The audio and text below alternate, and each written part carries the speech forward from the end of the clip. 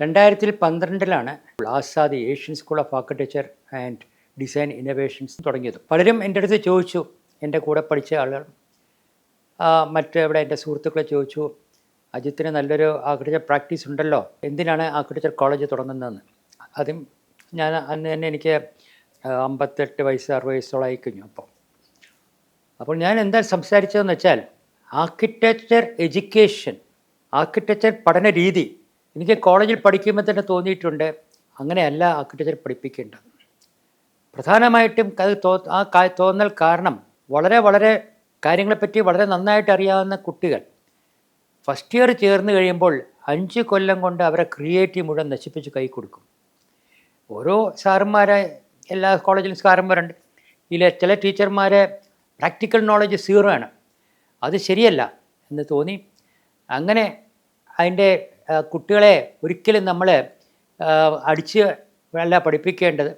പ്രത്യേകിച്ച് ഈ ക്രിയേറ്റിവിറ്റി എന്ന് പറയുന്നത് നമ്മുടെ റൈറ്റ് സൈഡ് മൈൻഡാണ് ക്രിയേറ്റിവിറ്റി എന്ന് പറയുന്നത്.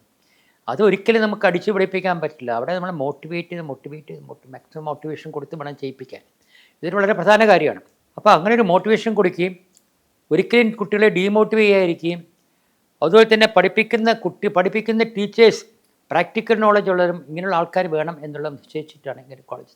അത് മാത്രമല്ല, ഈ കോളേജിൽ നിന്ന് തുടങ്ങുന്നതിന് മുമ്പേ Australia, UK, United States of America, അവിടെ പല സ്ഥലങ്ങളും എല്ലാവരും അറിയപ്പെടുന്ന ഇൻ്റർനാഷണലി നോൺ ആർക്കിടെക്ചർ കോളേജ് ഞാൻ നേരിട്ട് വിസിറ്റ് ചെയ്യും. അവിടെ ആയിട്ടുള്ള പ്രൊഫസർമാരുമായിട്ട് സമ്പർക്കം പുലർത്തുകയൊക്കെ ചെയ്തിട്ടാണ് ഈ കോളേജ് തുടങ്ങിയത്. ഇത് തുടങ്ങുന്നതിന് മുമ്പ് ഞാൻ പല സ്ഥലങ്ങളിലും വിസിറ്റിംഗ് പ്രൊഫസറായിരുന്നു. ഊട്ടിയിലെ മെക്കാനിക്സ് കോളേജിലെ ഞാൻ പ്രൊഫസർ എമിറേറ്റ്സ് ആയിരുന്നു.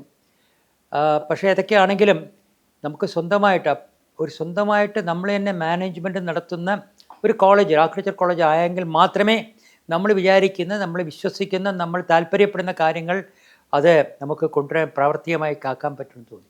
കഴിഞ്ഞ 12 കൊല്ലത്തെ പ്രവർത്തനത്തിൽ ആസാദി ഇന്ന് കേരളത്തിൽ മാത്രമല്ല, ഇന്ത്യയിൽ മാത്രമല്ല, ലോകത്തെ പല രാജ്യങ്ങളിലും ആസാദിയെപ്പറ്റി ഒരു അണ്ടർസ്റ്റാൻഡിംഗ് ഉണ്ട്. അതുകൊണ്ടാണ് നമ്മൾ അങ്ങോട്ട് പോകാതെ ഇങ്ങോട്ട് തന്നെ ഓസ്ട്രേലിയയിൽ തന്നെ 2 കോളേജ്, നമ്മളെ കോളേജ് അതിൽ ഏറ്റവും ഒരു NSW എന്ന് പറയുന്ന new south wales college, that is Australia 2nd largest college യൂണിവേഴ്സിറ്റിയാണ്. അതുപോലത്തെ ഇൻ്റർനാഷണലായിട്ട് 19ാമത്തെ യൂണിവേഴ്സിറ്റിയാണ്. അവരിങ്ങോട്ട് വന്നു.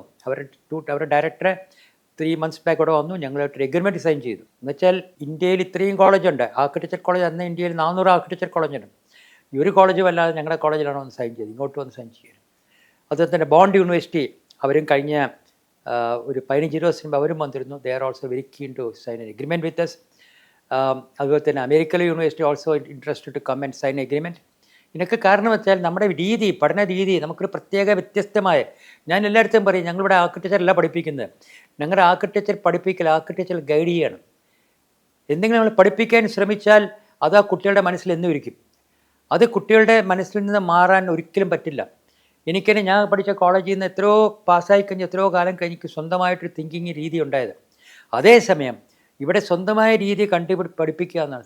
അപ്പോൾ സ്വന്തമായിട്ടൊരു രീതി പഠിക്കുകയും സ്വന്തമായിട്ടുള്ള രീതി അവർക്ക് സ്വന്തമായിട്ട് ഈ നമ്മുടെ പല കോളേജിലും അവർ ഒരു സ്കൂൾ ഓഫ് ആർക്കിടെക്ചർ എന്ന് പറയുന്നത് സ്കൂൾ ഓഫ് തോട്ട് എന്ന് പറയും. അതിനാണ് സ്കൂൾ ഓഫ് ആർക്കിടെക്ചർ പറയുന്നത്. ആർക്കിടെക്ചർ കോളേജിൽ പറയാറില്ല, സ്കൂൾ ഓഫ് ആർക്കിടെക്ചർ പറയാൻ കാരണം എന്ന് വെച്ചാൽ ഒരു സ്വന്തമായിട്ടൊരു തോട്ട്, ആ തോട്ട് കൊണ്ടുവരിക എന്നുള്ളതാണ്. അപ്പോൾ ഞാൻ എൻ്റെ കുട്ടികളടുത്ത് പറയും, അപ്പോൾ ഇപ്പോൾ പല കോളേജിലും, എൻ്റെ കോളേജിൽ തന്നെ ഞാൻ പിത്താവടിൻ്റെ ഡയറക്ടറായിരുന്നു. എല്ലാവരുടെ തോട്ടും സ്കൂൾ ഓഫ് തോട്ട് പിത്താവടിൻ്റെ സ്കൂൾ ഓഫ് തോട്ടാണ്. ഞാൻ പറയും അങ്ങനെ വരരുത്, ഓരോ സ്റ്റുഡൻറ്റിൻ്റെ ഓരോ സ്കൂൾ ഓഫ് തോട്ട് വരണം എന്നുള്ളതാണ്.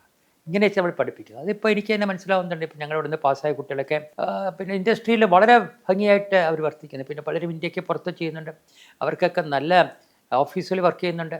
അപ്പോൾ അവർക്കൊക്കെ നല്ലൊരു ആക്സെപ്റ്റൻസ് ഉണ്ട്. എന്താ കാരണം വെച്ചാൽ ഇതൊരു ആർക്കിടെക്ചർ കോളേജല്ല, കോളേജ് നടത്തിപ്പിക്കുകയല്ല, സിമ്പിളായിട്ട് ഞങ്ങളൊരു കോൺസെപ്റ്റ് ഡെവലപ്പ് ചെയ്യുക, എങ്ങനെയാണ് ആർക്കിടെക്ചർ പഠിപ്പിക്കുന്നത്. അങ്ങനെയാണ് ഇപ്പോൾ പല ആൾക്കാർ ഈ പറഞ്ഞ പോലെ ഇൻ്റർനാഷണൽ ടൈപ്സ് വന്നു. ഇന്ത്യയിൽ തന്നെ പല കോളേജും നമ്മളെ ആർക്കിടെക്ചർ കോളേജ് നമ്മൾ ടൈപ്പ് ചെയ്തിട്ടുണ്ട്. ഇന്നും ബ്രിക്സ് കോളേജ് എന്ന കോളേജ് ഇന്നും നമ്മളുമായിട്ട് ടൈപ്പ് ചെയ്തെന്ന് പറഞ്ഞ് ഇന്ന് കോൾ ഉണ്ടായിരുന്നു. അത് ഒരുപാട് വരുന്നുണ്ട്.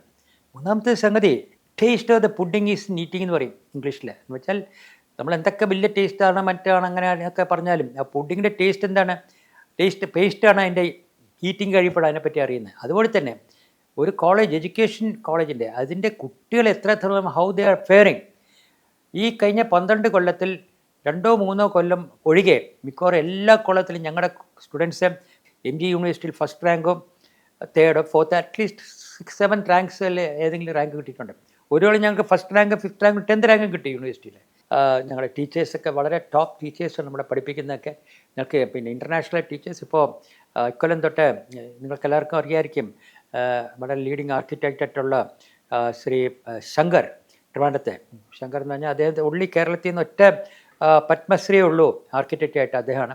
അദ്ദേഹം ഇവിടെ ജോയിൻ ചെയ്തിരിക്കുകയാണ്.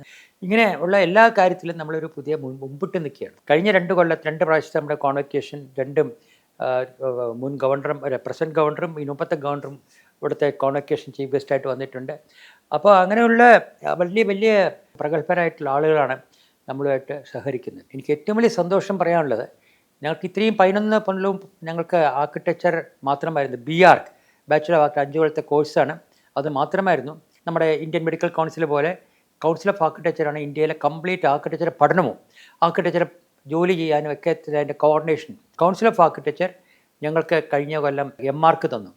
MArch മാത്രമല്ല, ഇന്ത്യയിൽ ഒരുപാട് MArch ഉണ്ട്. പക്ഷേ അഡ്വാൻസ്ഡ് ആർക്കിടെക്ചർ എന്നുള്ള MArch നമുക്ക് മാത്രമേ ഉള്ളൂ ഇന്ത്യയിൽ. അതൊരു വലിയ പ്രത്യേകതയാണ്. അതിനകത്ത് ഇൻ്റർനാഷണൽ ആയിട്ടുള്ള ചില കാര്യങ്ങളൊക്കെ പഠിക്കുകയും അഡ്വാൻസ്ഡ് ആർക്കിടെക്ചറാണ്. അതും നമ്മൾ പല ഇൻ്റർനാഷണൽ യൂണിവേഴ്സിറ്റി ടൈപ്പ് ചെയ്യാണ്. അപ്പോൾ അത് കൂടാതെ ഞങ്ങൾ ഇക്കൊല്ലം we have also started interior design.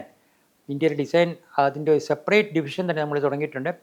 ഇപ്പോൾ തൽക്കാലം ഞങ്ങൾ 1 ഇയർ ഡിപ്ലോമ കോഴ്സസാണ് തുടങ്ങിയിരിക്കുന്നത്. ഓൾറെഡി അതിൻ്റെ അഡ്മിഷൻസ് തുടങ്ങി. MArchും അഡ്മിഷൻ തുടങ്ങിയിട്ടുണ്ട്. ഇതെല്ലാം ഇപ്പോൾ അപ്പോൾ നമ്മളൊരു വ്യത്യസ്തമായ തലത്തിലേക്ക് നമ്മൾ പോവുകയാണ്.